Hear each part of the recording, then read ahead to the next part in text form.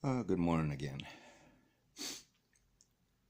So, those who've gone through a few of these videos have either left because I've triggered them for some philosophical reasons, or they don't understand what I'm speaking to, or they don't like what I'm speaking to. So, one of the challenges going across this, a lot of what I speak to was secret, was confidential, was part of agreements that I signed when I went to work for these places that I wouldn't compete, I wouldn't reveal trade secrets for decades, some of them, and they've all expired. And anything that I speak to, I have found out in the public domain, and to my way of thinking, it's not a secret. The second aspect of this, though, is corporate trade secrets. Manufacturing system, manufacturing secrets, even to how almost all of the instruments I worked on were put together. The science they were using is just big stuff. So you have to kind of know it's there. You have to realize it's there. There's not magic when you go to a lab and the sample disappears into a mail bag and comes back weeks later. There's people and processes and things in between that. So it's just kind of how life is. You go to a doctor to see if he can help you with a problem, and that doctor is sitting on a couple thousand years of human knowledge and education and studies from right and wrong and efficacy and opinions. And after all that time, we've gotten to decisions like reproductive choices. And no matter how hard that is for any individual, we have decided collectively, we have come to understand collectively that that fetus simply is not a viable life form, and it does not have the value of the woman that's carrying it around, and it won't have the value of the woman's carrying it around. It will have its own discrete value once it is born. That once it is born, and when people tend to forget about you, um, now they forget about you when you turn 25 or 26. If you were covered under your parents' insurance, you weren't anybody's worry. But all of a sudden, your parents' insurance goes, this is the problem today. Your parents' insurance goes, and there's no safety net underneath. There's no jobs with benefits that will let them live healthily in this world.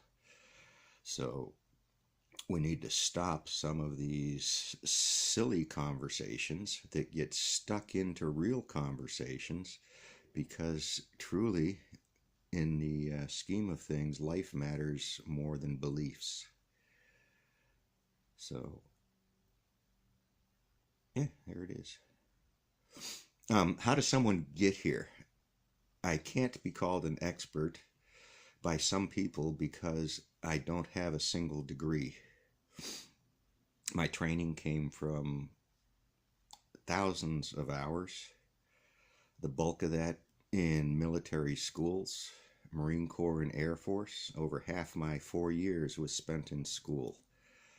So you tell me what 8 hours a day of electronics for 2 years is equivalent to in philosophical terms.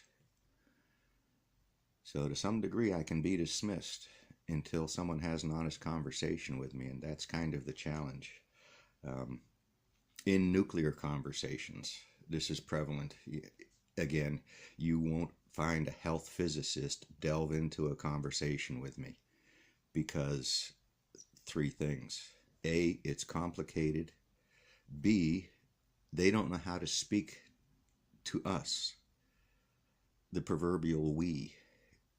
You can see the measures that I go through when I'm trying to form a conversation. I'm trying to make these things understandable to a few more people, make it relate to a few more people so they realize where this piece in the puzzle goes in the big scheme of life.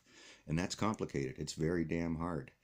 So on top of those thousands of hours of military and commercial training. So basically supplier vendor schools from folks like General Electric, Modicon, Allen Bradley, ABB.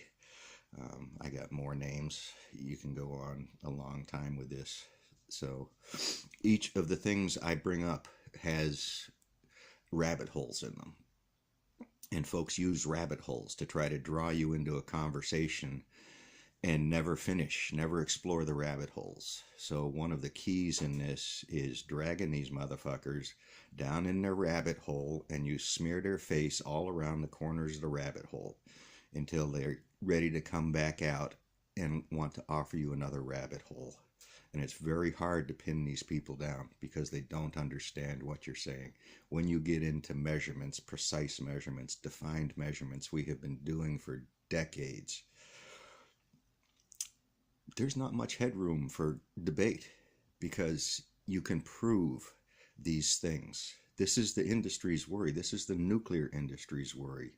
We can prove these things. The information is already there.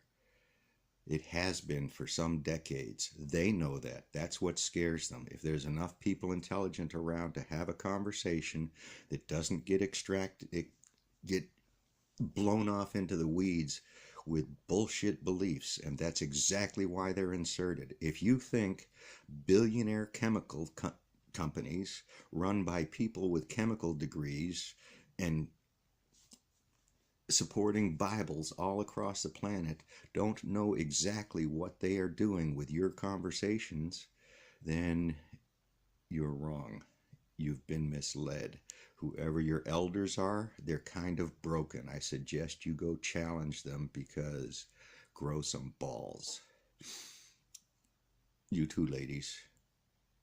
They can be useful. Use them when you need them. Make them detachable so you only have to use them once in a while.